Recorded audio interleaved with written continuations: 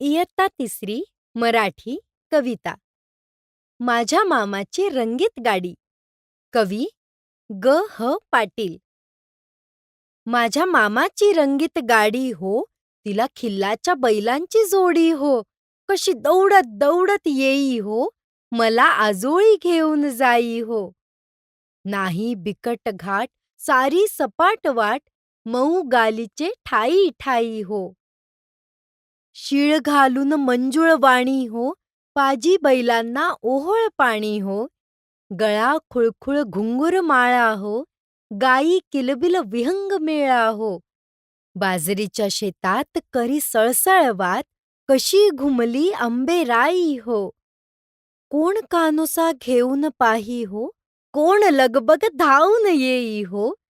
गहीवरून धरून पोटी हो, लेक एकुलती नातू एकुलता, किती कौतुक होई हो, किती कौतुक होई हो. नवीन शब्द शिकूया. खिल्लारी, बैलाची एक विशिष्ट जात.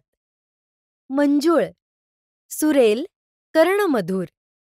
कानोसा घेणे, अंदाज घेणे. आजोळ, आईचे माहेर. विहंग, पक्षी. पोटी धरणे, प्रेमाने जवळ घेणे. कवितेतील निसर्गचित्रे. खिल्लारी बैल, गळ्यात घुंगूरमाळा घालून दौडणारे सुंदर बैल. किलबिल पक्षी, झाडांवर गाणारे रंगीबेरंगी पक्षी. आंबेराई, वाऱ्याने डोलणारी आंब्यांची बाग. कवितेचा आशय. या कवितेत एक मुलगा मामाच्या रंगीत बैलगाडीतून आजोळी जाण्याचा आनंद सांगतो.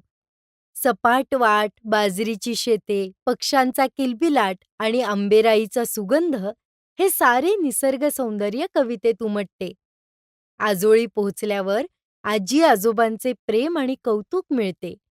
लेक एकुलती, नातू एकुलता, हे नाते किती गोड आहे. ऐका, म्हणा, वाचा. तालासुरात कविता म्हणा.